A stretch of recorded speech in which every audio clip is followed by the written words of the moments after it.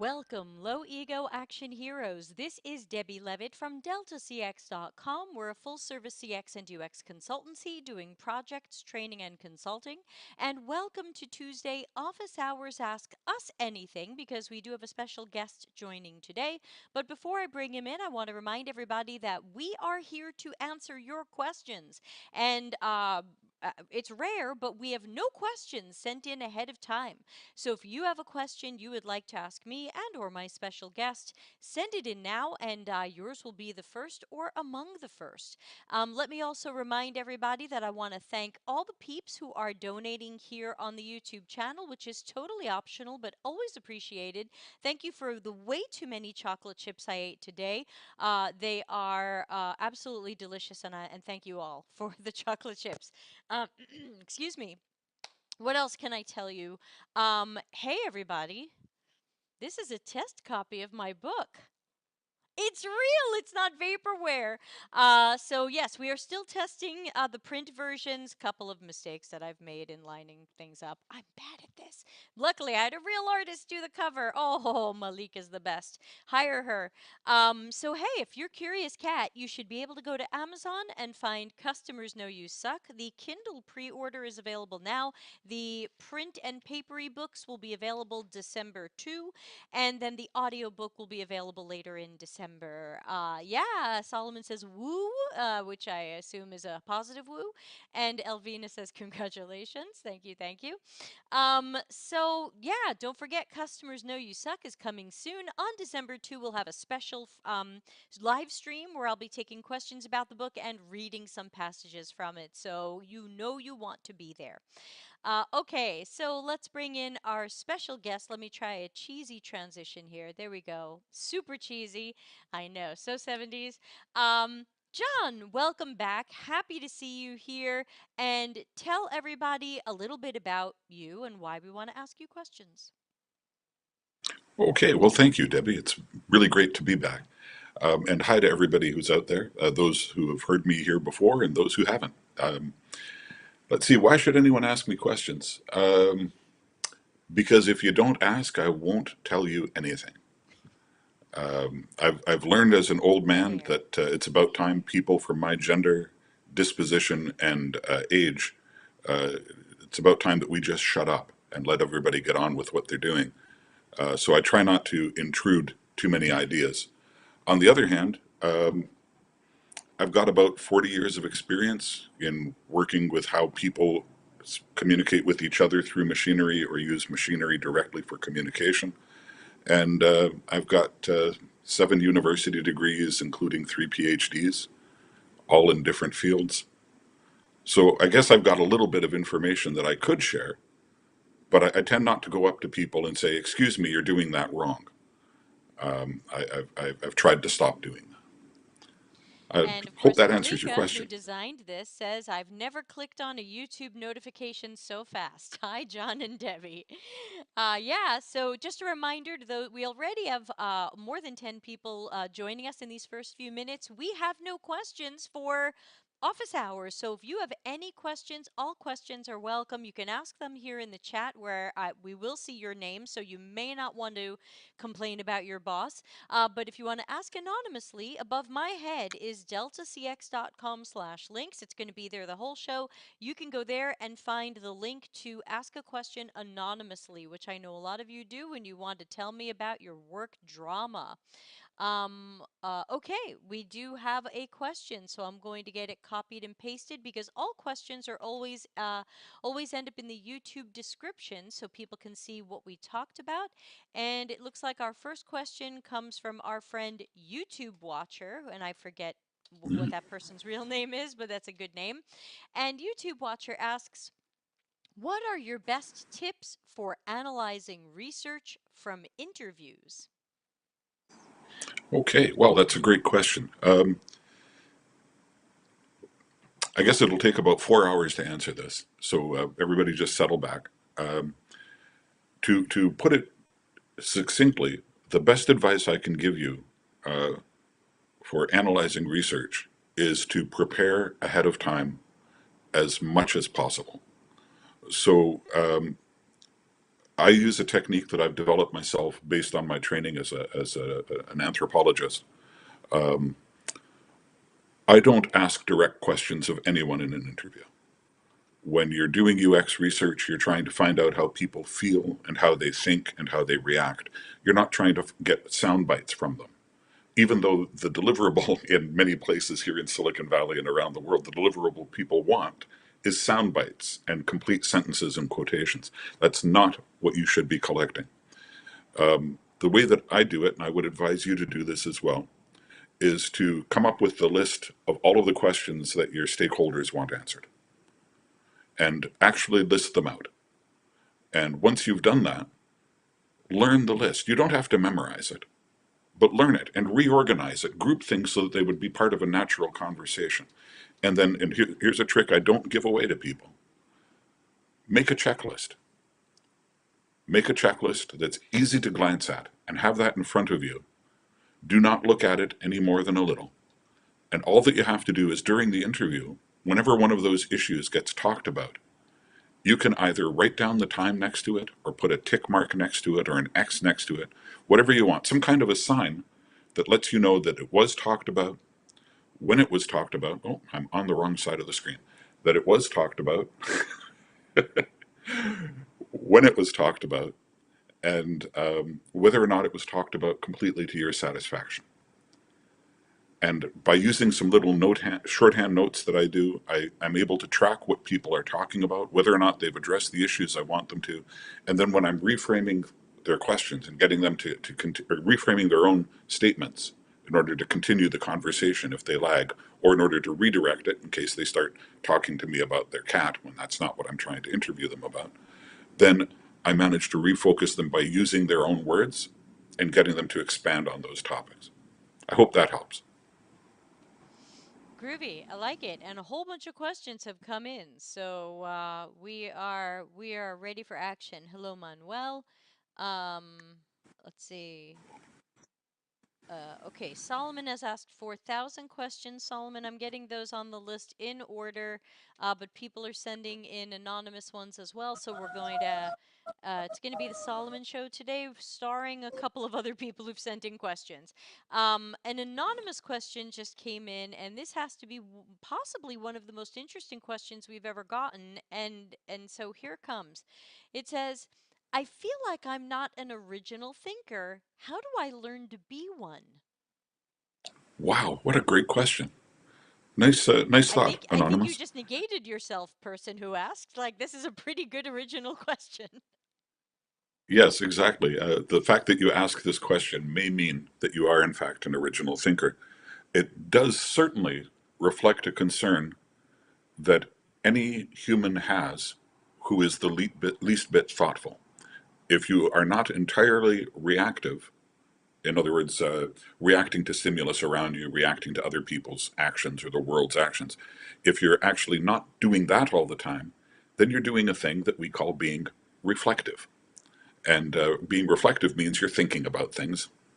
And if you're thinking about things, and not many people do that, and none of us do it all of the time, that means that thinking about them is probably pretty original. Now, original thinker, I've heard used as much as an insult as I have as a compliment. And it's a phrase that people seem to use aspirationally as a compliment. We want an original thinker to tackle this job, but they use it as an insult when they're talking about people specifically. Oh, yeah, she was hard to work with. She was a real original thinker. Ooh. So, if being an original thinker is something you aspire to, our anonymous friend, I encourage you to live out your aspirations. The thing that I find helps to do that is to not follow the trends. If everyone in the company you're working for, and the group of friends you're hanging out with, and the sports team you're playing roller hockey with, if everybody in that group is following certain blogs, is watching a certain late night talk show, is uh, following a certain pattern, a reading list of TED Talks or something like that, if everyone is doing that, do that too. Don't alienate yourself from your community, but take a step back and find out what informs the people who are creating that content.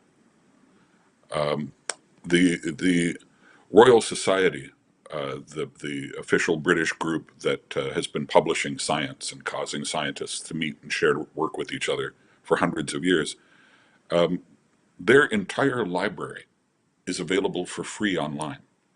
You can go back and read 400-year-old papers. Well, maybe not 400-year-olds, because good luck reading them. But you can go back and read letters written by Benjamin Franklin to the Royal Society, where he talks about the original experiment in which he split white light through a prism and recorded the way that the pattern was created on the wall. If you go back and read original sources, if you go back and read the things that inspire and inform the people who you are currently being informed by, then you'll have the resources that they have to come up with their original thoughts. And I'd be surprised if you don't start having some of your own.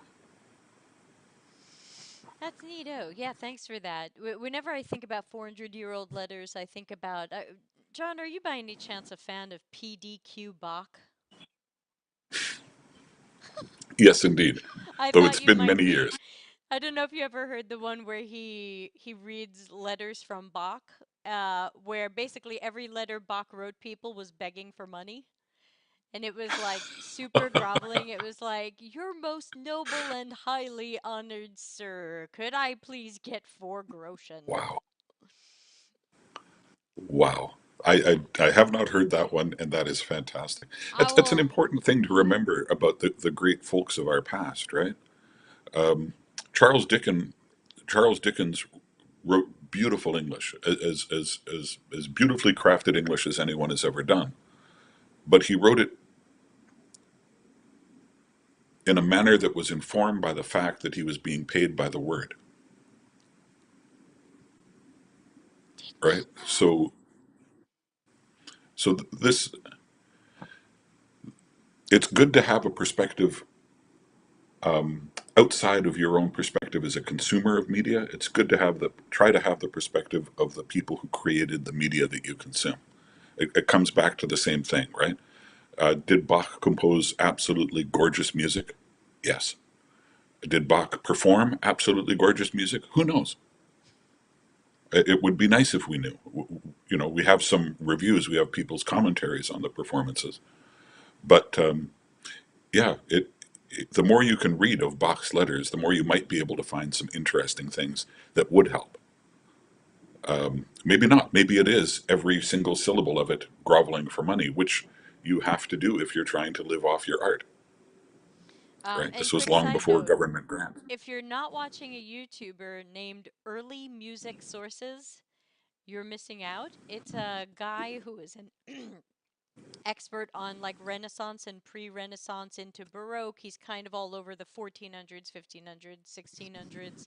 Um, love him. And it kind of takes like the PhD approach to stuff, but he assumes you understand some music theory and possibly can read music, which I get the feeling you might. So, Wow. just a YouTube recommendation for everybody out there who really loves the musicological side of things. Early music sources, not sponsored. I wanted to add to original thinker. Hi, Janice. How are you? I wanted to add to original thinker. I think that for original thinking, to add to what John said, I would also say ask more questions. Don't feel like the pressure is on you to immediately come up with the original thought or the complete solution. It's okay to stop and ask questions and investigate and learn more, because you might be the person, thank you, you might be the person coming up with the original thought because you dug deeper than other people were. So that would probably be my suggestion. And then my other suggestion would be, don't worry about it so much. I've never been paid by how many original thoughts I've had. I've never, no job interview I've ever had has asked me to prove I'm an innovator.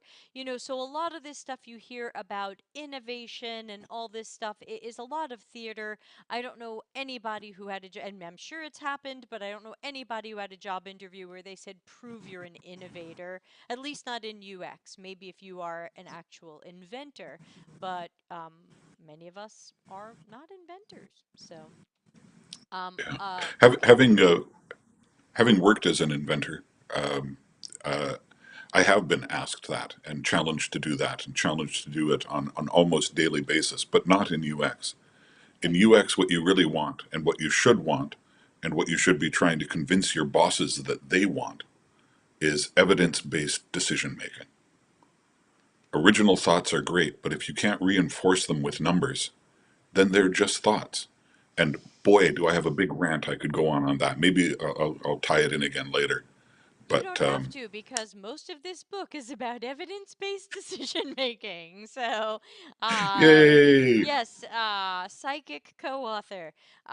Okay, so let's jump on the next one, part of the Song of Solomon, and he asks, "What problems do you believe we're not focused on that we should?"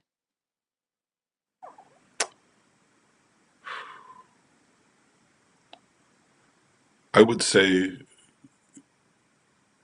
off the top of my head, and I'm sorry for that, Debbie, and I'm sorry for that, Solomon, because I do believe that what Debbie said a moment ago is really important. It's good to think about these things and reflect on things before you try to provide original thought, because otherwise all you're doing is reacting, which means that there's no time for the thinking that could be or not be original. Sometimes what you can do is tell a little anecdote like I just did in order to create enough time to think about things in your background processor, which I've just been doing. So, what problems do I believe that we're not focused on that we should be?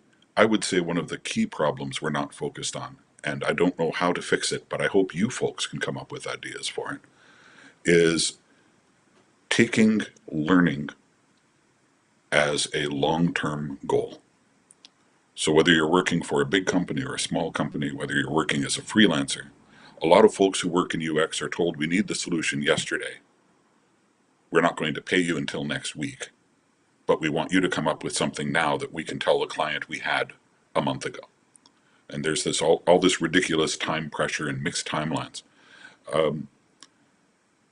I've written before about the fact that too often people doing bad UX make ridiculous assumptions instead of finding out facts. They propose things, maybe because they're creative and original, maybe because it's exactly what the stakeholders asked for, maybe it's because it's what their competitor decided to do 6 months ago. But they propose things and then they leave the company within a couple of years and are gone before the long term effects of those changes are known. That's extremely dangerous, right? The whole idea of fail fast is an absolutely ridiculous concept unless you have the overarching plan of fail fast and correct progressively, right? Babies wouldn't learn to walk if you made sure that they just constantly fell down. But by allowing them to fall down and get up and try again on their own, maybe giving them some support in the getting up part, maybe giving them some encouragement in the trying again part, then they learn to fail progressively. And they learn that, boy, a certain degree of starting to fall down is what we call taking a step. And so they learn to walk and run and eventually run for Congress and embarrass their families. Oh, That sorry. took a sharp turn at the end there. But that does remind me of a song. Um, yeah, I mean, problems we're not focused on, that's hard to say. I think very easily I end up in a political world or socioeconomic world. So I don't totally want to go there on this channel, but I would say let's just say the problems we're not focused on enough are human to human. It's less human to computer and more human to human. Um, yeah, Manuel says that did take a sharp turn. Janice, we'll add your question to the end. We have a follow-up question who someone said, "Hey, where do we get these letters?" If you mean the letters that Bach wrote, it's on the PDQ Bach album called The 1712 Overture and Other Musical Assaults, and it's a song called Bach Portrait, loosely based on Copland's Lincoln Portrait, and he Oh, reads nice. Bach letters over it, and they're all very strange, but I'm sure you can also Google for letters Johann Sebastian Bach wrote to his, I guess it would have been patrons. Is that no? Is it? Is that the right thing? Who's the person who hires you and pays you? Is that the patron That's or that's your patron. great? Um, Yeah. If on the other hand you mean the letters to the Royal Society, right. you get that by googling Royal Society, and their website is easy to find and it's really easy to navigate. And it's full of just ridiculously hard to read and informative letters, and then like about a half a century or a century of letters, and then eventually those became notes and papers, and eventually academic papers. So that was the progress that they made. They started off writing letters to the society, and then they moved on to publishing journals. That reminds me of another YouTuber I sometimes watch when there isn't too much carnage, because I've got low tolerance for carnage. But there's a YouTuber called, I think they're called Voices from the Past, and it's a voice actor who reads letters that in some cases are thousands of years old or hundreds of years old, and like a guy from this country's first visit to this country and the letter he wrote in 1600 describing what he saw. So that could be an interesting YouTube adventure if you don't mind a little carnage, because obviously they didn't always see fantastic, wonderful, happy things. Next question from Song of Solomon. How do you feel about user story definitions? Ooh, okay. I'd like to ask for some clarity Why on about? where the break in that word phrase goes. User Yeah. story definition. So that is a good question. Solomon, you're here. Tell us more about what you meant. I'm thinking he means user stories, like as persona X, I need functionality because squaw. That's my sorry, that was Dr. Seth, who used to appear on this show more, used to say that's the syllable you never hear when people are scatting. Squaw. Solomon says yes, those things. So I think the word Okay, definition might be a little bit misleading here. He means user stories. right. Thank you for clarifying that, Solomon and Debbie. Um, I hate user stories. Me too. Let, let me clarify. I love user stories. Allow me to clarify. I love user stories that come from users. I absolutely love them. I hate user stories that were invented by someone who thinks they understand the user. If you want to put together a persona, if you want to craft a user story, the single worst thing you can do is decide ahead of time that you can imagine this. Because then what you're crafting is your imagination, and everything you do to modify it later will be modifying a piece of work that was originally based purely on imagination. On the other hand, if you happen to have an ethnographic background or you were trained by someone who does, then you can collect user stories. You can extract from those the core points of what makes those experiences, what seems to be making them and what actually makes them. And then you can rebuild that extracted data into a generalized user story. This is a skill. Some reporters have it. It used to be something some reporters were trained in so that they could go to an event of some sort, the running of the bulls in Pamplona, or the storming of the White House on January 6th a couple of years ago. And they could go to the event and talk to enough people that they could then write an account of what happened from the perspective of many people. And sometimes when reporters are doing that, they craft an imaginary character from whose perspective they can tell the story. But if they've done it well, that imaginary character is working from the perspective of several of the people that they interviewed. If they do it badly, they're making it up off the top of their head. And if they're doing it really badly, then they're making it up off the top of their head and they're really good writers. And you end up really compelled by this and you end up feeling, oh, I totally understand. I can so relate to this. Total figment of imagination. So, user stories, please be careful. It's another one of those things that everybody uses and nobody uses correctly. Yeah, stay tuned. There should be a lot more work on this. Yeah, it's in my book, and I've got an area where I say user stories. Who is this really for? Because from my job, I don't need them because hopefully I'm working from good qualitative research and I have all of the data that I've created or the researcher has found. So I don't need as as not savvy Sally, I need a thing to do a thing. I don't need that. I've got the full set of information.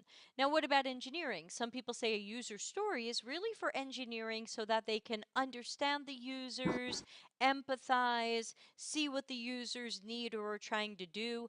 And I would say, I don't know if they need it either because if we made our research data and insights and videos and other things available to engineering, why shouldn't they have the full set of customer intelligence that we have? So, what's the user story and who's it for?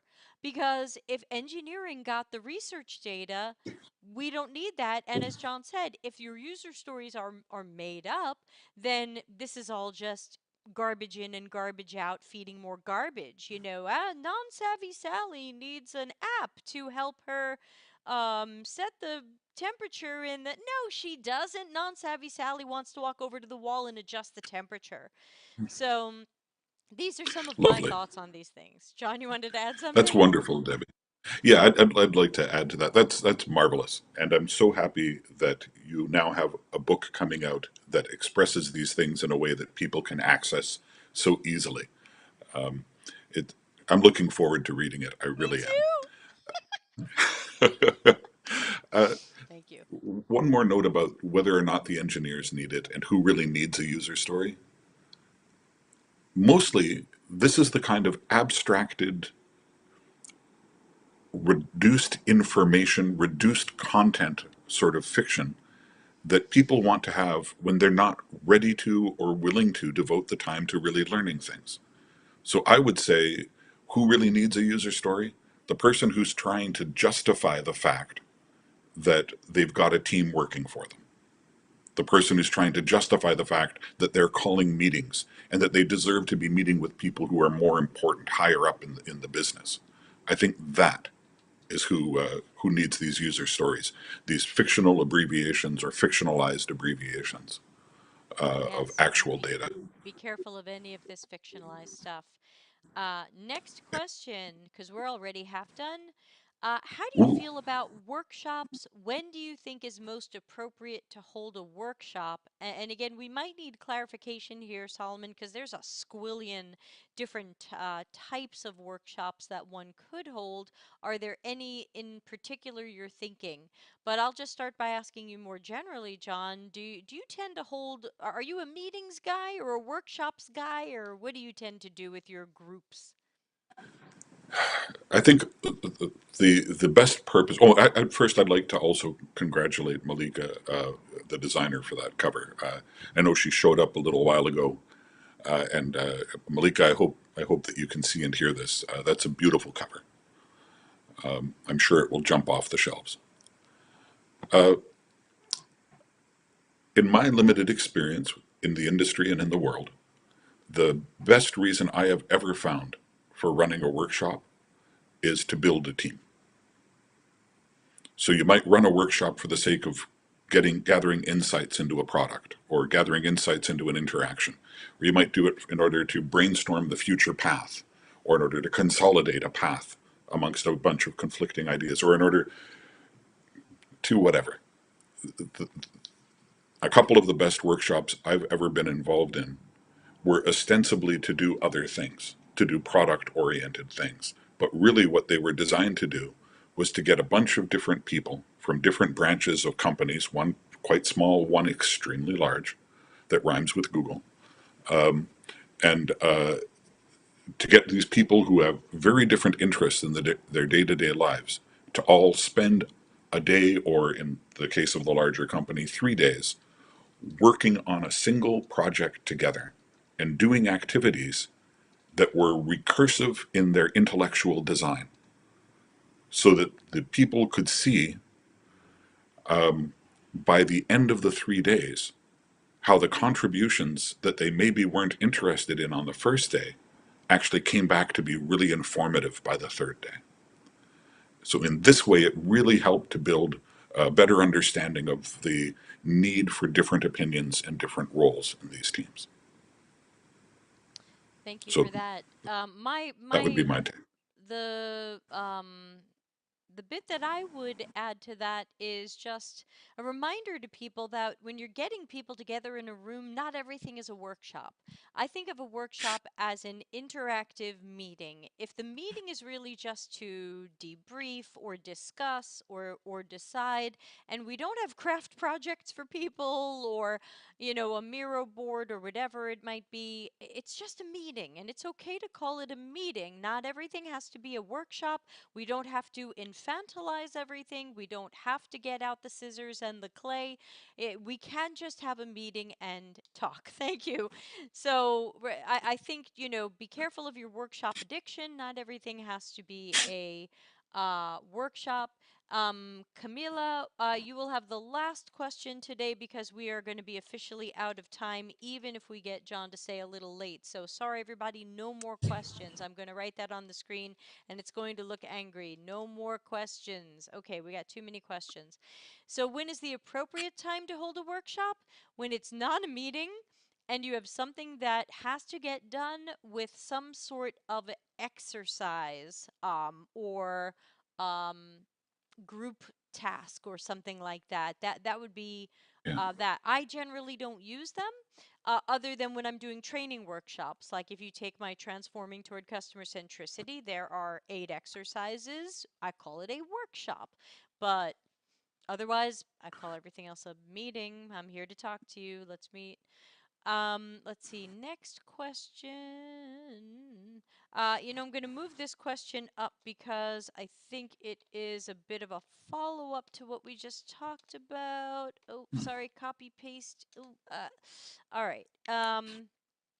It says, some company, nameless, holds workshops by having people brainstorm problems as phases onto sticky notes and equates that to research. Would you consider this valid? Yes. Now, allow me to color that a bit. I'm like, wait, hold on. I don't believe you.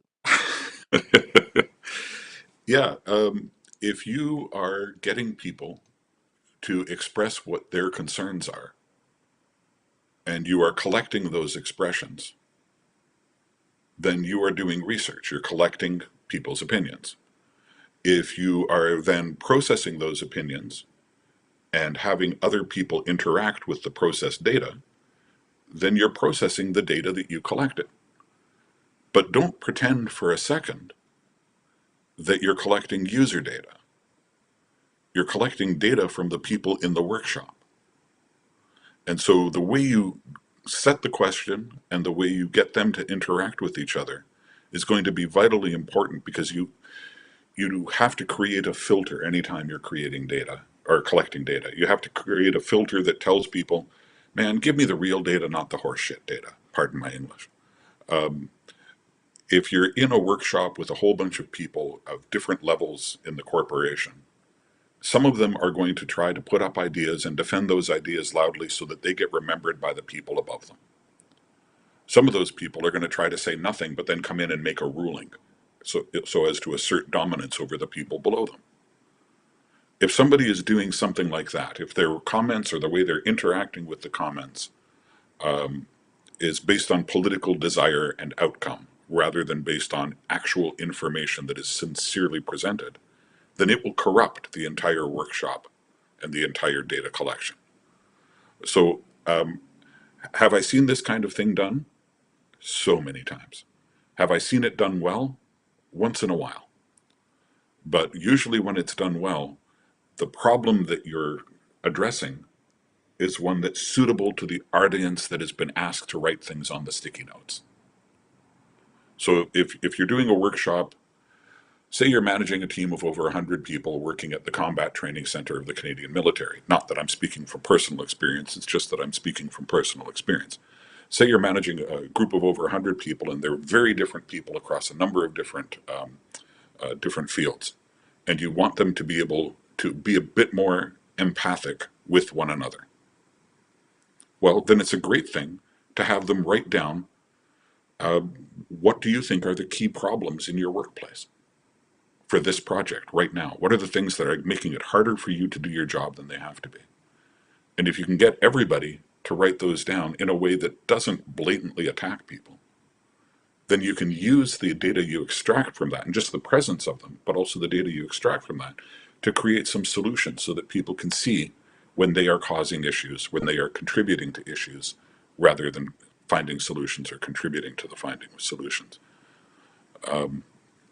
Many years ago, one of my mentors actually did that in a way that revealed to me that everyone else in the workshop thought that I was the person who was causing the most problems. I was the single worst thing about working at this place at this time, according to everybody in the room except me. He asked us to write down what were the impediments. I wrote down several impediments that I had encountered. Everybody else there wrote down me. When the And person the who things that brings they up the complained, problem is treated as the problem. it was absolutely that. And fortunately, my mentor did a fantastic job where he let that sink in. He let me uh, realize it. He talked to me about the fact that this is clearly an issue that we have to address. And then, once everybody was feeling heard and comforted, except for me, I was feeling heard and hurt. Uh, then he said, "But now let's look at what are the things that people are saying John is doing wrong." And what that exposed was that there were two extremely different cultures of work in the workplace. And what I was doing wrong was that I wasn't being social enough. I was dealing with our clients instead of dealing with the coworkers. And everybody's complaint was something to do with that. Well, we always take a 20-minute coffee break at this time, and he never joins us. John comes in and immediately goes to work. It's like, yeah, well, like none of it was stuff Exactly. I felt bad about, but it was all stuff I had to learn. If I'm going to work with people, I'm going to have to change the way I do that. So for 21 or 22-year-old me, it was a great lesson. Yeah. Long I answer, sorry. No, that's fine. We do that here. That's what this show's about. And my thought when I saw this question is mostly, I find that for most of these workshops where it's about brainstorming problems or brainstorming solutions, I find that it's rare. It can happen, but it's rare that there is good problem definition. Usually, we are guessing at the problem. We're guessing at the solution. So it's a guess sandwich. Guess the problems, guess the why the problem, guess the root causes, and then guess the solutions that will fix the root causes and therefore the problem. And so I find that these are generally a guess sandwich. And if any of those guesses turn out to work, then it's going to seem like it was valid. It's going to be a hindsight thing. And if any of those guesses fail in small or large ways, then someone should look back at that workshop and go, that was possibly a giant mountain of waste. So Here, that's here. my hey, look out about that. Be careful. Next question: how to apply behavioral psychology to UX research? Yeah, hard to have a short answer to that, but good luck. I'll give you the Wow, official okay. symbol of short answers here: lightning. Ooh, okay. In every way. Yes, the end. There, how's that? Short enough? Too Um, short, I'm going to go with. oh, Tell us more, okay. please. Um, okay, behavioral psychology is one of the many approaches you can use to understand how and why people do the things they do. There are other great approaches you can use. Anything from religious or philosophical approaches to biomechanical approaches or ergonomic approaches.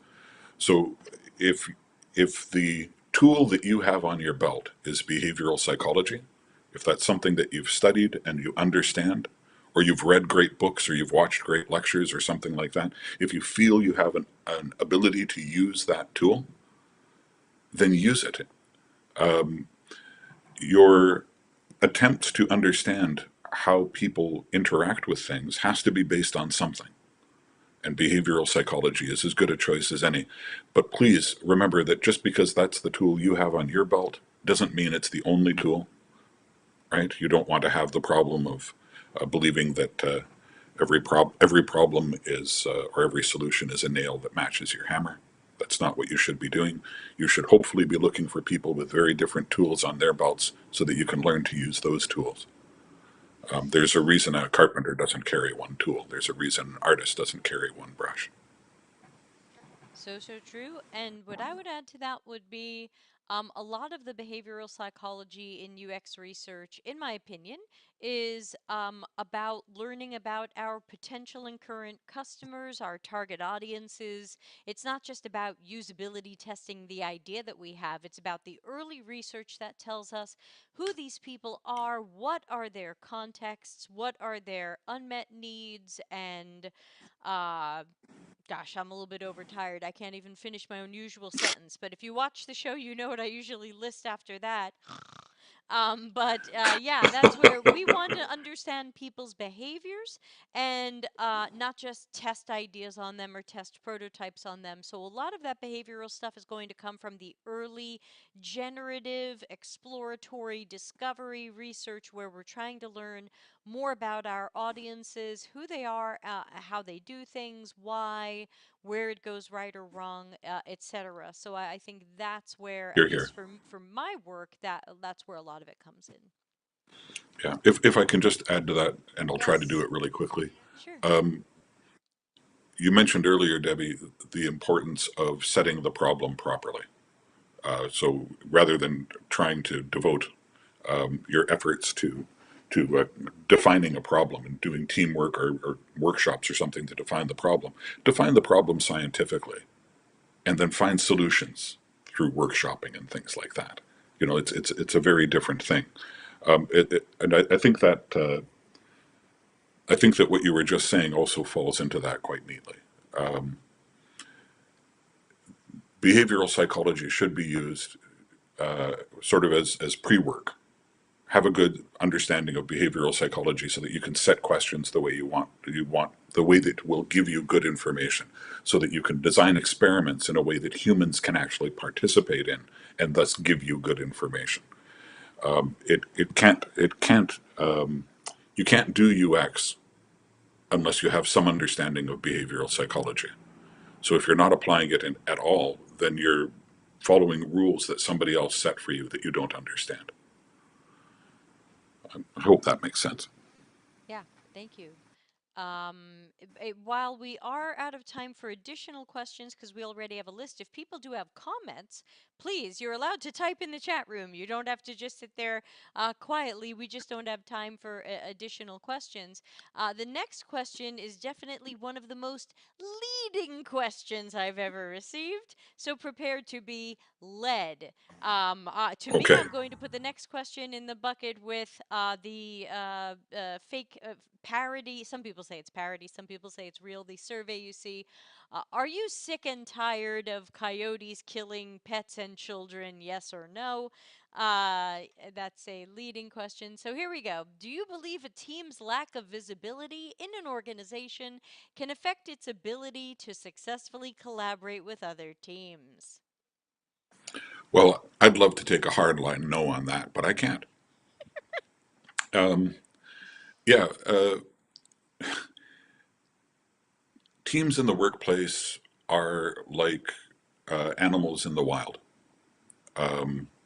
Someone can come in and assert some control and set some limits and create a culture and a society of shared boundaries, or not. In the wild, most of us don't cooperate very well, which is weird because we are evolved from cooperative animals, so near as we can tell. Cooperation is a huge part of how we evolved. In business, in most businesses and in most business environments, the people who pull the strings tend not to be people who cooperate well. Their training doesn't teach them cooperation. Their upbringing doesn't teach them cooperation. the emphasis we put on wealth over capability doesn't teach them cooperation. And the hard, firm rankings that they impose in so many companies, contrary to whatever their policies are asserted to be on wall posters and websites, the hardline kowtowing, the hardline need to listen ultimately to the boss or to the representative of the boss who's in the room. This is a tool for stopping creativity. This is a tool that inhibits mutual evolution and adaptation, which work cyclically together. So, silencing teams is something that's done for the sake of maintaining power, not for the sake of helping the product, not for the sake of helping the team, not for the sake of helping the client. So, do I believe a team's lack of visibility in an organization can affect its ability to successfully collaborate with other teams? Yes, I believe that is precisely why that is done. Right. Not an accident.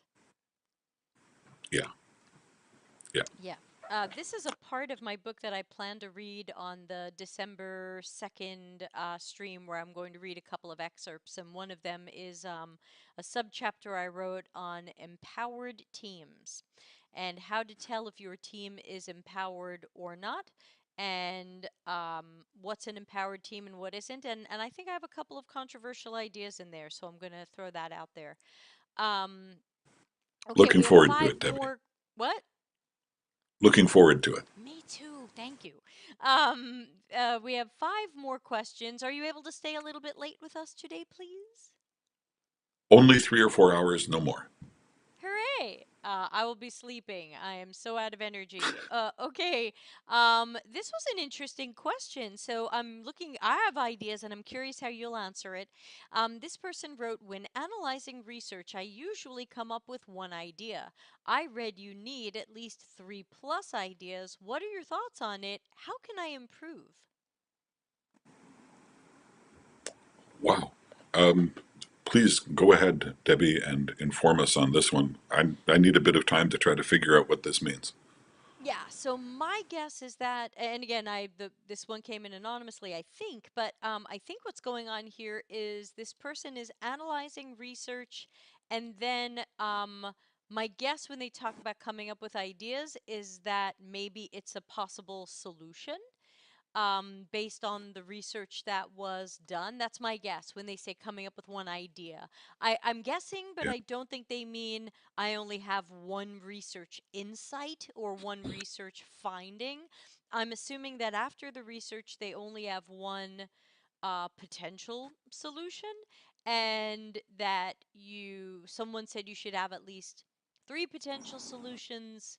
What do you think, and how can I improve? Do you want to Okay. answer that one first, and then I'll add to it? Uh, Totally up to you. It's your show. Bah, no, you're the guest. Well, okay, then I'll take this one first, just to switch it up a little bit. So, um, I don't think that we should measure anything by the number of ideas that we've had. It's about the quality of ideas. But I'm a little worried about going from research to solutioning. I think there's a few steps in between that we have to consider, that we're not just going from, hey, we just observed 20 people, or we just spoke to 30 people and that's it. I know the solution. And so, usually, when we're giving reports and documents and other things to our clients after a research project, we try to give them more. First of all, we give them a spreadsheet of all the problems and pain points and insight and opportunities that we found so that they can prioritize them. What are we going to work on first? We do give them a lot of suggestions, but oh my gosh, thank you, Solomon. Solomon's just donated $10 to the channel, which should probably go to John, but does go to me. Actually, I think 30% goes to YouTube, and $77 goes to me, which I will use to buy chocolate chips. So thank you, Solomon, for keeping me in chocolate chips. Um, Oh my God, I got so excited about chocolate chips, I forgot. Ideas, and right, we want to prioritize the insights and opportunities that we found and not rush into solutioning. And when we give people reports, we like to just make suggestions, high level suggestions. Hey, people seem to struggle with this. This is an area to prioritize. But we don't say, if only this had these screens and this button and this dancing bear, it would all be good. Because we can't say that's the right solution. And I don't want to act like my idea is the best or only one. I would rather just identify general areas of continued work, knowing that a design process will reveal the best solutions and exact execution of them. It's too early for me to say the best solution or execution. That's a process that has to spiral and unfold. So I would say don't worry about counting your ideas. More ideas sounds okay, but worry more about, as Dr. Ari would say, having a point of view, being strategic, being able to give a research report and not just say, well, I found some things and people do a thing. What is your point of Yeah, view? What are you suggesting strategically? It doesn't have to be the exact solution. John? that's wonderful, Debbie. And I'm going to echo some of what you said. Um, I've worked for a lot of people in and around Silicon Valley who try to force that kind of metric on workers. Well, I expect you to come up with three variants. I expect you to come up with three ideas. I expect you to come up with three alternative action plans, and we're going to choose one of them. Right. And if that's the way you're managing your team, is by demanding a count of things, a quantity of things rather than a quality of things, as you said earlier, Debbie, then I think you're managing incorrectly.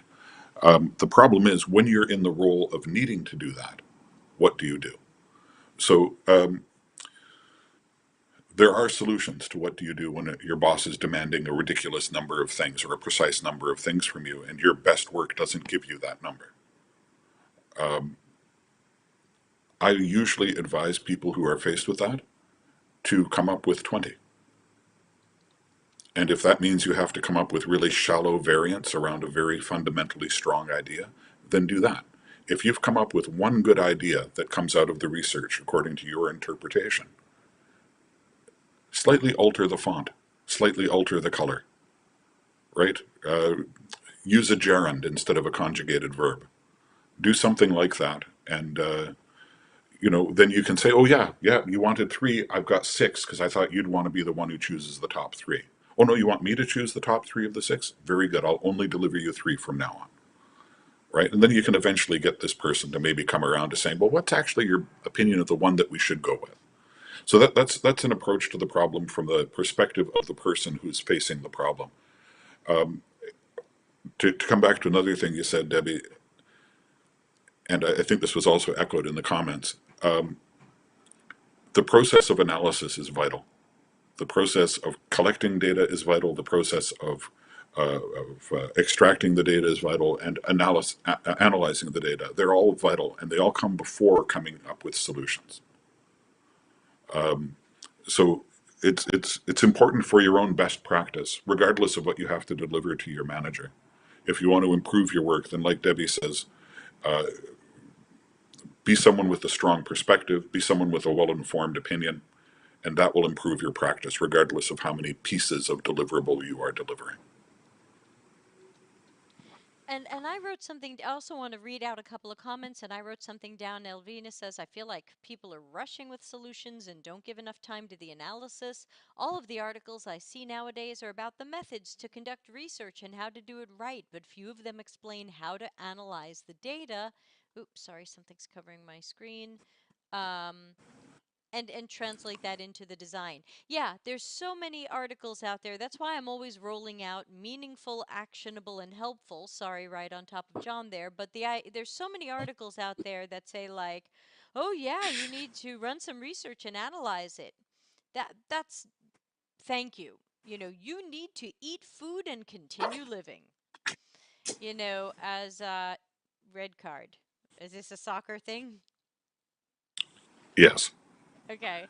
Um, yeah. Yeah, that's a red card. When people are giving you useless advice that shows that they are ignorant, that's a red card. Try not to be hired by those people.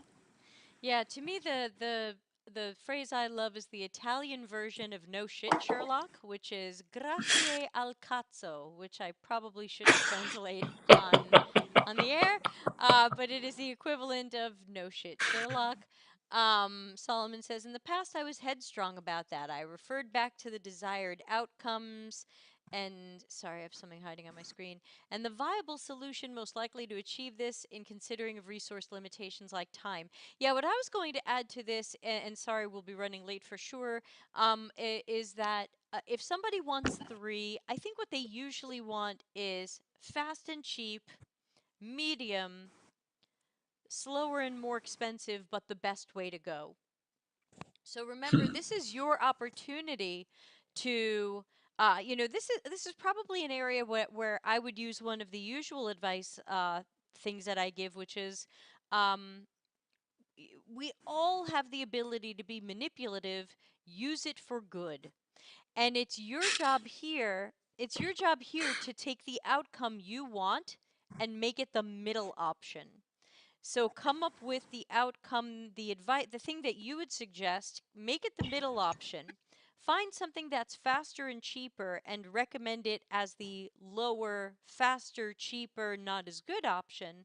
And then find something longer, more expensive, and wacky and make that the premium option. It's the same psychology used in a lot of tiered website pricing. Somehow that middle price is always the best and most recommended package. And they have the cheap one that doesn't have the features you want and the super wild package that you can't afford. So it's the Goldilocks thing. The middle is just right. And that's probably what I would do with your three three ideas. Take your one and then come up with a crappy cheap variation and an overblown expensive variation so that you can sell the one you want to do in the first place. And for that, I It's a will great say recommendation. badoom. Thank you. Yeah, Solomon says figure out a way to anchor the stakeholder into selecting the option you want. $40 seems less relative to $200. All right, so Janice had a follow-up question, which means we have more questions, but I'm going to let this one go since you said we have 4 hours. Janice says, from prioritization and strategy, do solutions emerge? Sorry for the added question. So from prioritization and strategy, do solutions emerge? I know what I would say, but I'm going to throw it at John first. Wow. Um, from prioritization and strategy do solutions emerge. I'm going to show how old fashioned I am. I know I do that just by appearing on camera, but we need to have a common language to understand how things work. Solutions don't emerge from prioritization. Solutions don't emerge from strategy. Solutions rarely emerge at all. But your priorities, established, set in stone priorities, allow you to have a structure that informs possible paths towards solutions. So prioritization works that way. It gives you guidelines. It gives you rails that your car will run on.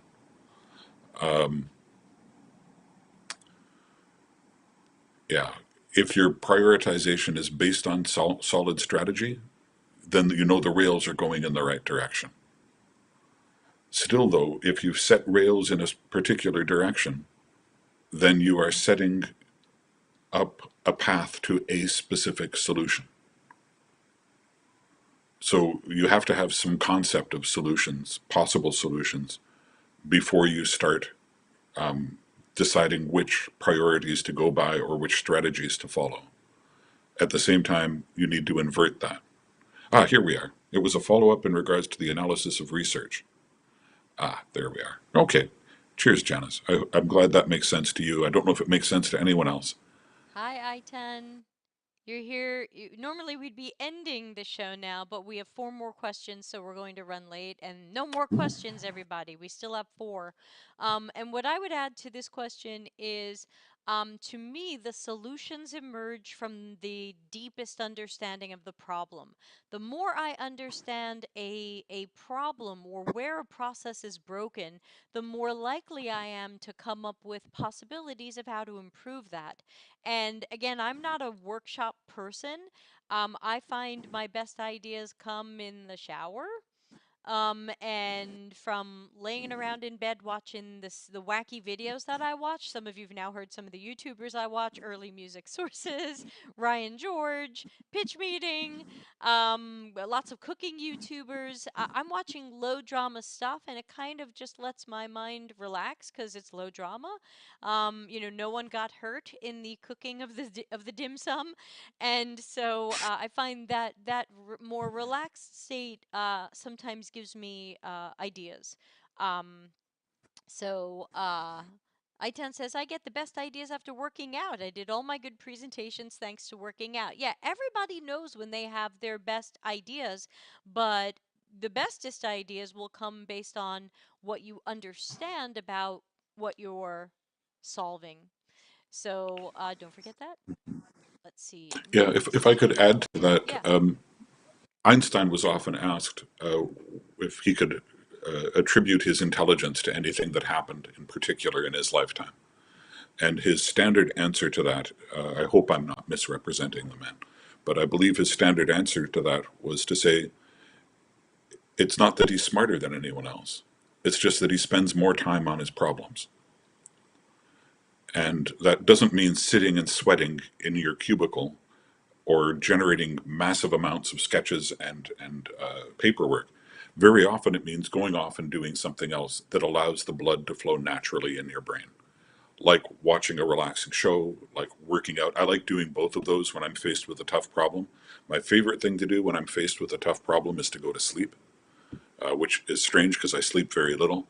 But if I can manage to sleep on a problem, I will always wake up with some set of possible solutions, some insights into it that I was unable to get to on my own.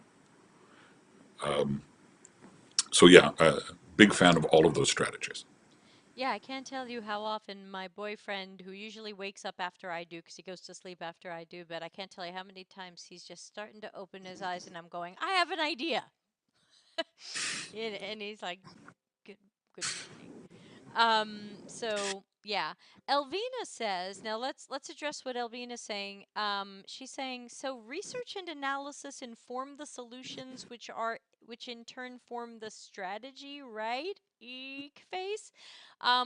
I've got this outlined very clearly in my book, but I think the strategy has to come after research and analysis. I think the strategy helps guide your solutions. I think that if you wait to have a strategy until after you have the solutions, that strategy has come a little bit too late. So, and actually, if you read the interview in the book with our service designer friend, he talks about how he starts with a problem definition, then he does research and analysis, then he reframes the problem based on the things he learned, and then he works on his strategies. So I think in general, strategies can certainly come early in the process, but need to be framed or reframed once we have research and good evidence.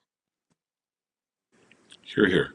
Um, I agree with that completely. The only addendum I would put on it is it depends on how you're defining strategies, because maybe you've got a research strategy that incorporates those earlier stages as well.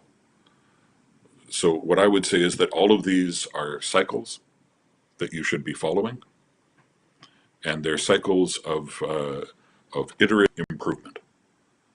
So, you have a concept of what might be going on, so you do research, and your concept iterates and becomes better with real world information.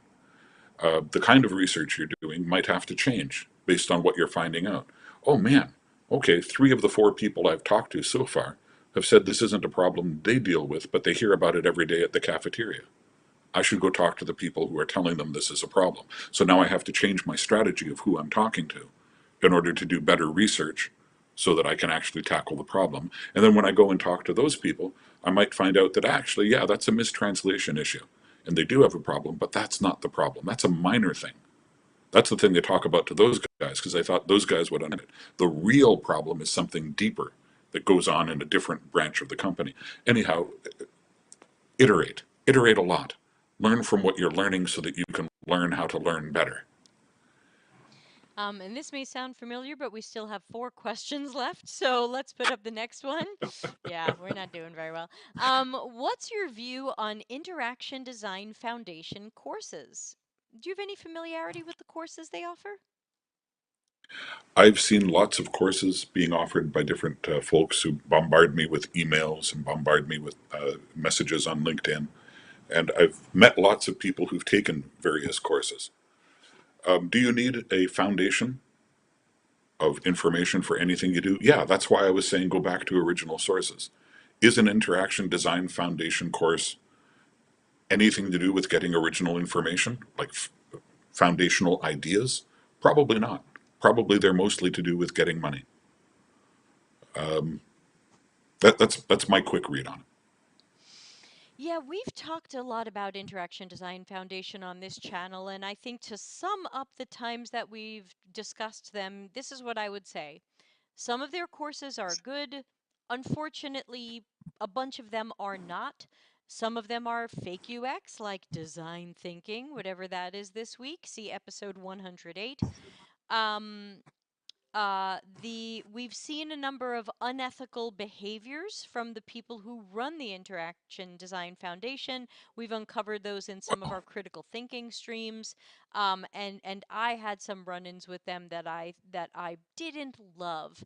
So I think that there are some good courses there, but you can always pay for a couple of months, get in, get the best of it, and download your certificates and get out.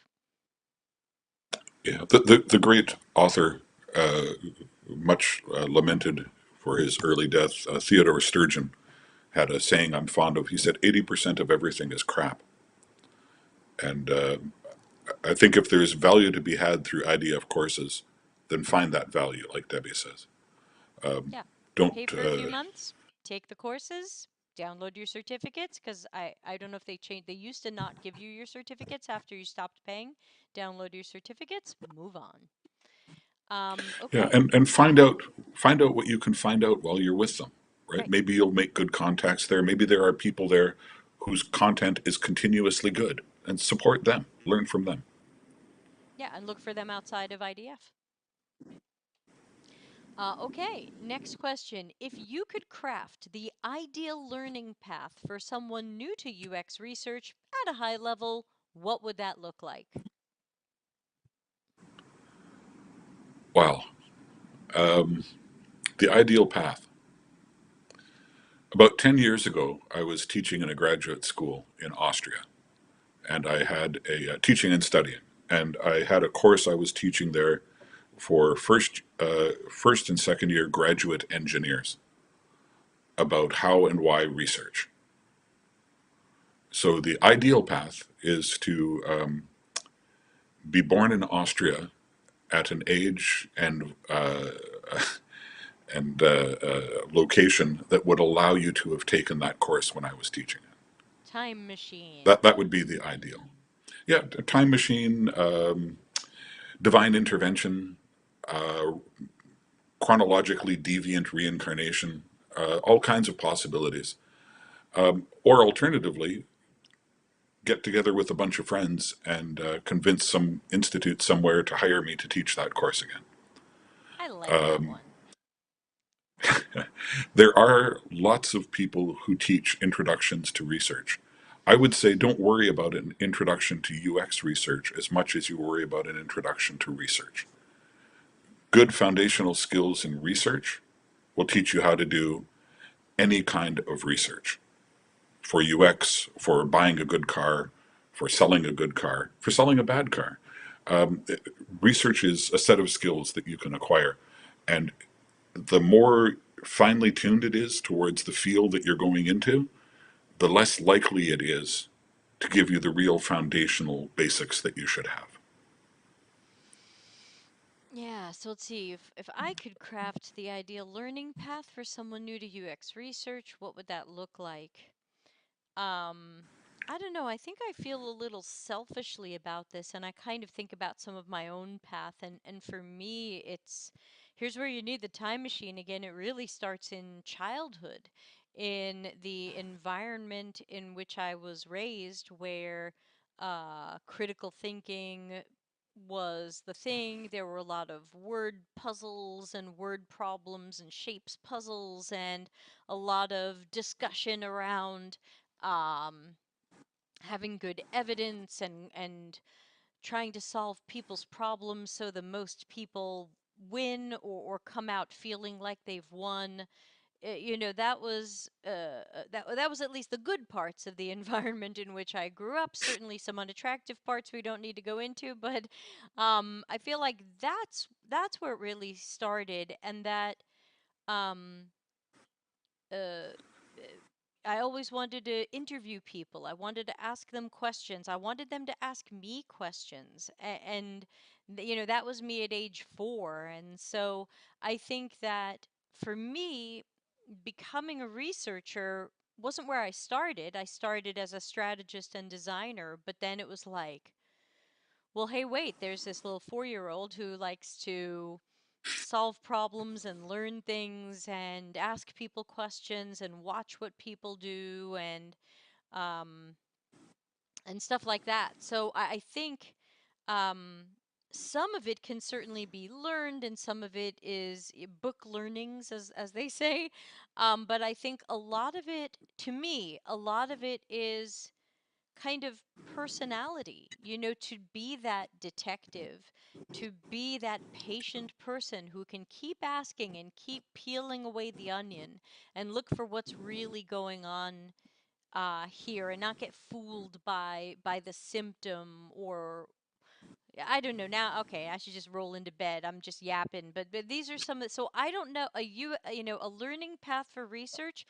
To me, I would love to give people word problems and puzzles, and there were so many puzzles we did as kids where it was like you had to ask questions, and someone could only answer yes or no, and you had to eventually figure out what something was, and it's like these are the things I grew up on, and I think they were very influential. Right.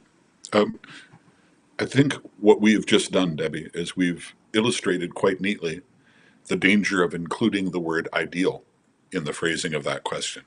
We both wanted time Um, machines. so what I'd like to do is answer again with the word ideal removed. And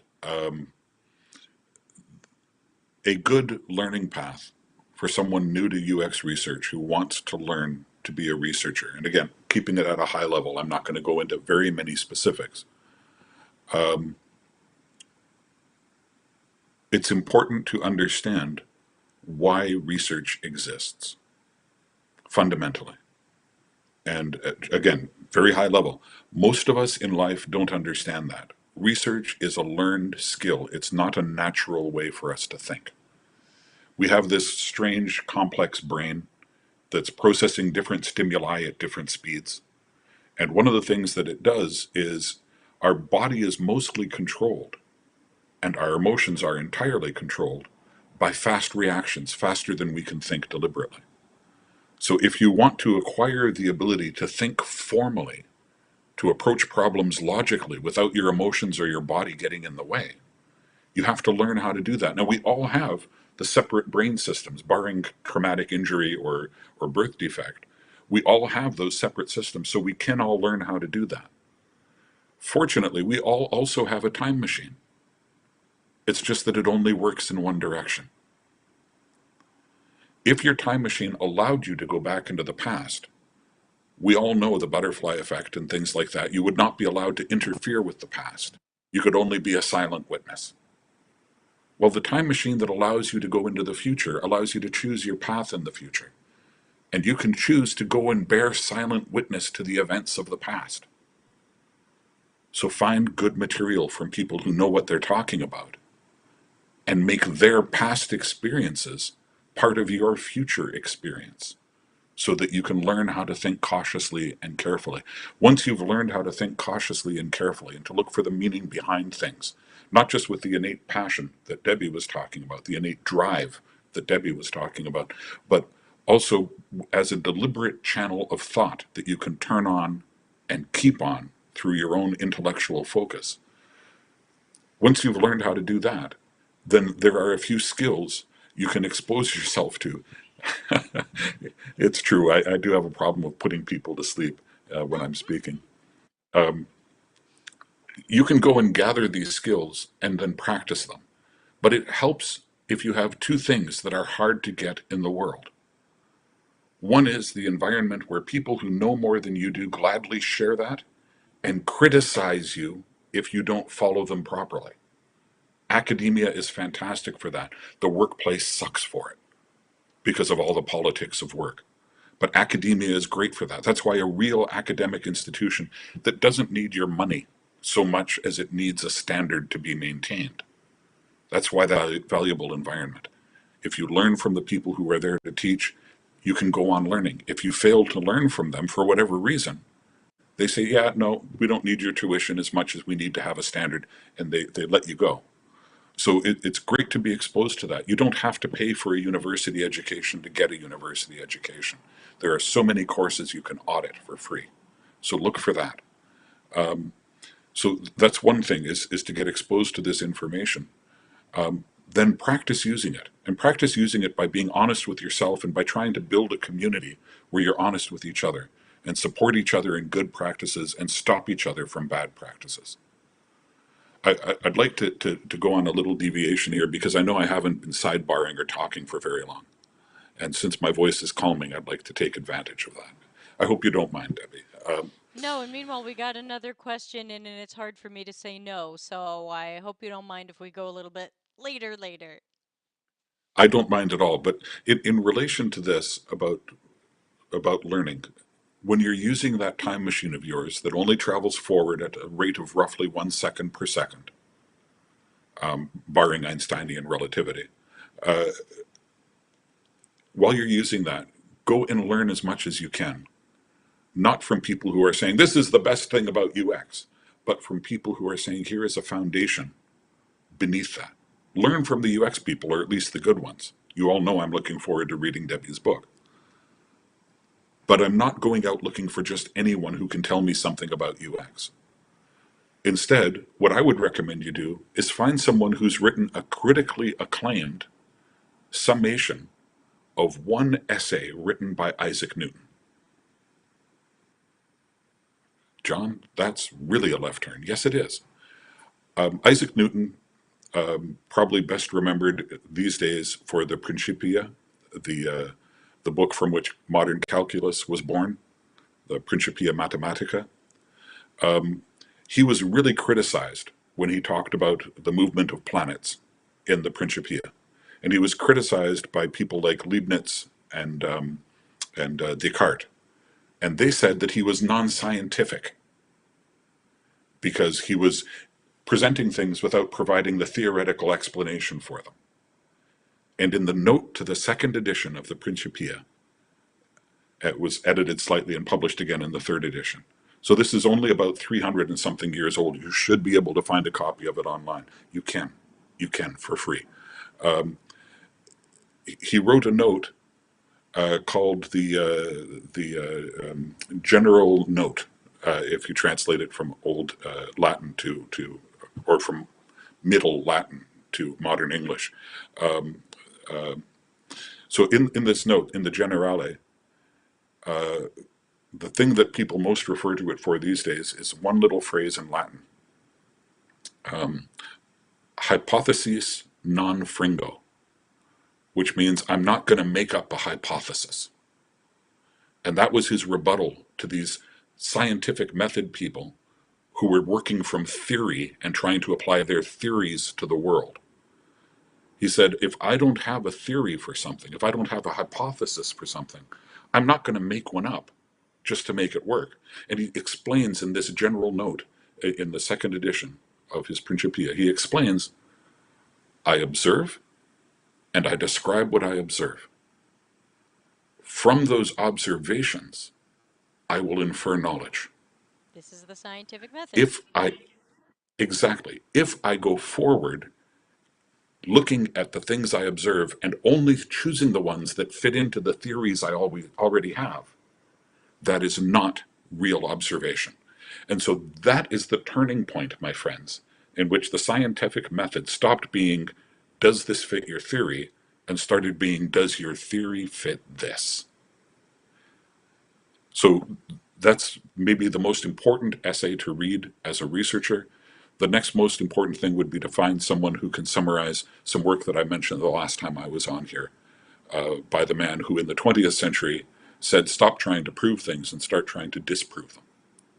And that changed the scientific, that was the second major change to the scientific method that made science better than it ever had been before. There, Yeah, how's that? Kayleen's head Everybody is sweating now? exploding. Thank you for that. We've got three more questions. I think the next one I can Ooh. answer quickly. It looks long, but it's really quite simple, only because I'm living this a little bit. I think we can do this one quickly and then get to the last two.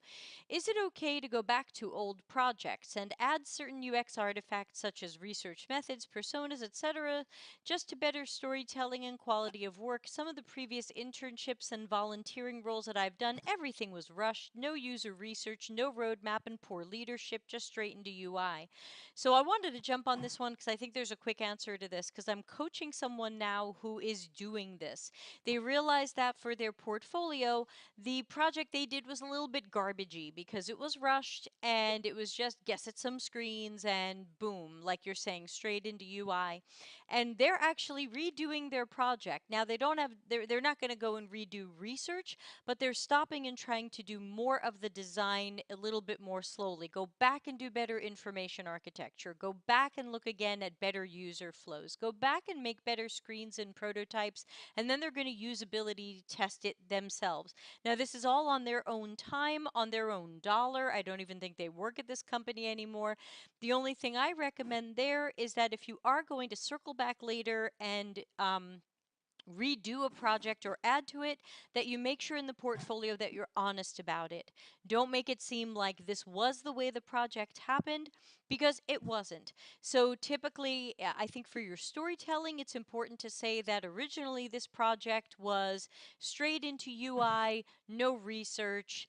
They just, this was a project based on speed and they just wanted screens, but given time and hindsight, I wanted to go back and give it a more thorough approach. So I went and interviewed 10 people. I went and redid the information architecture. I took another pass at it, on my own time as my own project. So I would say definitely yes, but just make sure just make sure that you have time for that sort of thing, because obviously it is a large project, and especially with research participants and testing participants, it can mean money out of your pocket. Don't expect everybody to be your research participant for free.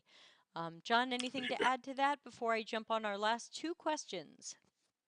I want to say I agree with everything you just said, Debbie, especially stressing the point about honesty. Go back and redo as many of your research projects as you want, but be honest about it. Not only is that necessary from an ethical point of view, it also improves your story, because your story becomes, in your portfolio, the story becomes, here's a project that I did. It was done under these constraints. Here is what I would have done if it was up to me, if I wasn't constrained by those things. And you can even take note of and extrapolate on the expenses of going further. By adding 4 hours to the project, I was able to do this kind of pre-design work. By adding 8 hours and $1,000 to the project, I was able to do this research beforehand, et cetera, et cetera, et cetera. Whatever you've done, parameterize it, mention it in the portfolio, and that way you're not only giving a portfolio of a real piece of work you did for a client, you're also saying, here is how I would improve that and what it would cost. Right. Hey, So it look at makes a this much extra better work story. I did, and it only would have added a week to the project. Exactly. And you can see the benefit here after 3 days, after 7 days. Interesting. Yeah, thank you. That's a great addition to that. Thank you. Thank you. Second to last question. So, this is a terrible time to go looking for UX and product design jobs. Oh, is this? Is this a terrible time to go looking for UX and product design jobs? Would you recommend going for front end instead if you have those skills? John, any opinions here?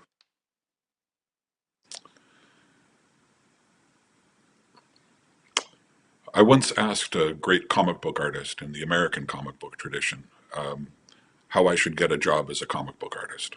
I was about 13 at the time and loved comics. And I had a chance to meet John Buscema, who was a great American illustrator from New York.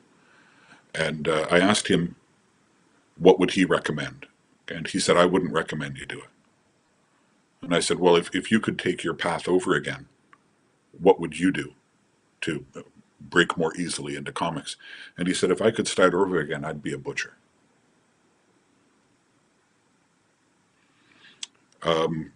Is this a terrible time to go looking for UX or product design jobs? Yep, absolutely it is. Would I recommend going for a front end job instead? If a front end job is what you want and you have the skills to do it, then go for a front end job. Go for any job that you have the skills to do if it's a job you want. But more than that, go for any job that'll pay you if you're reliant on the pay. It's a terrible time to go looking for UX or product design jobs. It's a terrible time right now to go looking for front end jobs as well. There isn't a field that it's easy to get a job in right now, except, I don't know, is there a field for sweeping up the manure left behind by politicians? There should be a job for that. Fire. Yeah, I'm sorry. I wish it was a great time to get work. It's not. I don't know when it will be again. Nope, I agree with you there. And I'm always surprised. I don't know what water people think I walk on, but I'm always surprised when I get messages from people who are like, "Dear ma'am, please find me a job." And it's like, "What? Dear ma'am, here's my resume. Please send it to people." What? I don't know you. I can't say, hey, check out this resume I just saw. Hire this person. I could ruin my reputation. I have no idea if you're good at what you do or not. The resume doesn't tell me that. So, yeah, I can't get anybody a job. I wish I could. I can't get anybody a job. I can only try to help people be more confident, better skilled, better practiced. I can only help on that end of things, but I cannot get anybody a job. And I totally agree with John. If you can get a front end job and you like doing front end work, take it. Whatever job Yeah, you need to get or want to get, go for it. It is a terrible time to get into UX, and the number one piece of advice I'm giving people, even though they don't always take it very well, is step one, check if UX is your calling. For some of you, it will be. For many of you, it won't be. Well, actually, if you're watching my channel, for many of you, it will be. For some of you, it won't be. Um, and if it isn't your calling, figure out what is. You'll be happier doing whatever that is, whether it's gardening or uh, uh, hairdressing or front end development or carpentry. yeah. Find what you're meant to do and pursue that 100%. And if Here, here. UX is your calling, then you're just suffering through the down economy with the rest of us, knowing that eventually it'll swing the other way. Yeah, yeah, exactly. And it's a real false economy because so many practitioners in the field are incompetent and are doing work for managers and companies that can't detect their incompetence. So true. So as long as that's the case, it's going to be very hard for the field to turn around. Yeah, I, they've I had wish that that problem wasn't the for case. years. Yeah, yeah. It's not something that is being fixed right now. It's being made worse right now by many Yes. efforts in corporations and in the field. Agree. It's terrible. So good luck, everybody, whatever you're doing. Last Yeah, question. I can't tell when it came in, but I don't want to ignore it because it does seem a little bit time sensitive, and then we'll wrap up. It says, I got placed on a performance improvement plan after family member passed away and my work ethic declined. How do I navigate this?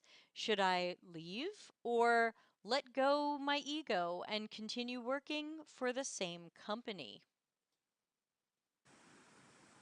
I am terribly sorry for your loss. Me too. I really am. I'm sorry for your loss, and I'm sorry for the way you've been treated since then. And I'm Agreed. really happy that you've come to Debbie's channel to ask for help with this. The answer to this depends on a lot of things. If you live in a country with a good social safety net, and you don't have to work for the kind of pricks who do this, then stop working for pricks. Anytime you can get away from working for pricks is a really good thing. I mean that unless you're a vaccination person, in which case you're working to deliver pricks. It's a completely different. Thank you. Um, if you are, if you're in a country or a society with really good safety net, take advantage of that because you have to protect yourself. Your work ethic declining is probably a sign of other emotional issues that you're trying to deal with, revolving around the loss you've faced. Having to cope with bad treatment while you are already coping with loss is a ridiculous burden, and no one should have to go through with that. Depending on where you are, it could be that you've been placed on a PIP illegally. So get advice on that. In California, where I am speaking to you from right now, they have lots and lots of regulations about how somebody is treated when they can be put on a PIP, how they're put on a PIP, things like that. There's a lot of regulation about that, and there should be. In a lot of other places I've worked, there is no regulation about that. So I'm not well enough informed to be able to advise you specifically, and I wish I could. In general, though, if you can leave a job where people treat you that badly without causing damage to yourself or to your family, then leave the job. If it will be safer for you to leave the job in 6 months because you'll have time to change the way you're saving money, time to look for a job elsewhere, time to make other plans, then do that. Don't leave in a panic if you have a choice not to leave in a panic. But if you have the ability to leave someone who treats you like that, leave. If you have the ability to take legal action against them, if or at least find out if legal action is appropriate, then find out and if possible or necessary, take it. Yeah, that would be a labor lawyer. Yeah, depending on the country you're in. Yeah. Yeah, thank you Yeah, for that really wonderful answer. I can only add to that that in many cases, a performance improvement plan, in my opinion, is one of two things. It's either we're putting together the paperwork so that we can fire you later, or it's we like you, but you're not doing very well right now, so we're just going to shoot a bullet past you and remind you that you need to do a better job here to stay here. So, to me, while I agree that this is not the right treatment of someone who's in mourning, one is setting up the paperwork to get rid of you. So you might end up, depending upon the environment, they might be warming up to fire you, which means you have to be prepared for that. And the other is more of a, hey, we like you, but you need to do better here and a bit of a second chance. So either way, get that CV or resume together, update that portfolio, be ready because depending upon what happens at the end of the performance improvement plan cycle, they might fire you. You're making it sound like you get to pick here, and you might not get to pick here. And it's yeah, unfortunate. This shouldn't happen because someone is mourning the loss of a family member. So I agree with John. This is ugly. Um, yeah, I would certainly be understanding of someone who is in mourning. Some companies or places or countries do have some leave time people can take, but again, for whatever reason, your company's gone in another direction. I want to warn you about a word that you've used in your question, which is should I let go ego? This is not about ego. Look, we don't know who you are. We don't know what your situation is. We don't know who died or how or why or when, and it doesn't matter. This is not ego. And if they've gaslit you into thinking you have some sort of ego here, and again, we have a very small piece of your story. Um, this sounds like gaslighting to me. This sounds abusive to me. This is not about you and your ego. If you've lost someone important or close to you, that's going to mess you up for a very long time. You know, I feel like in some ways I'll never be over the loss of my grandmother who passed in 2010. Now, it doesn't affect my work anymore, but from time to time I'll be struck by things and distracted by thoughts of her and missing her. You know, there are some people you never stop grieving. And especially if the company wants to claim that they have empathy, they should understand what you need right now. So get that CV together, get that resume together, get that portfolio updated. I would make that a priority over the coming weeks into the holiday season. If they especially if the performance improvement plan looks fake, where you're not being coached, you're not being monitored. You know, performance improvement plan is supposed to come with coaching and oversight and support to help you get back to the performance levels you were at. If it's fake and they're not doing that, thank you, Janice, then I think this is just warming up to fire you. So you've Here, got here. to see this coming, and you've got to plan and be ready. And I think that if you feel like this company did not support you when you had a real human moment, then go ahead and get that CV and portfolio ready and start applying. Just know that in the down economy and the end of the year, there aren't as many available jobs as there were. But, you know, bad economies always swing back to good economies. We just don't know when. And in every country, from what I'm hearing, and I don't watch the news, but from what I'm hearing, many countries have different predictions on how long this down economy is going to last. But whatever you do, Yeah, protect yourself. And I agree with everything John said. John, anything to add before we say goodnight to the good folks? yeah. I'd like to thank you for that great answer, Debbie. That's a really great answer, Well, and yours was great. thanks. Well, aren't we great? But I appreciate you calling out the idea of gaslighting.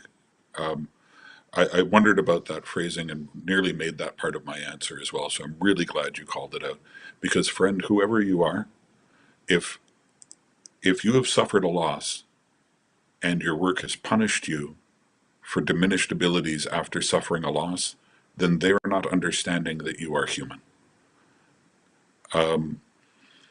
In my experience, a PIP is always preparation to cover the ass of the manager, CYA the manager, and it's to prepare to cover them.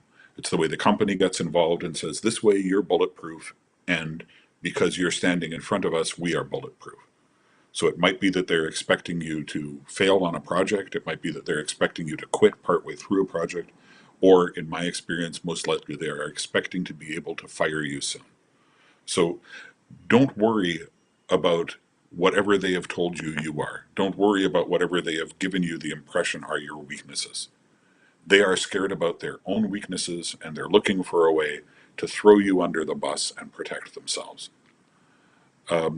Yeah, try not to leave a job of any sort in this economy unless it's really hurting you.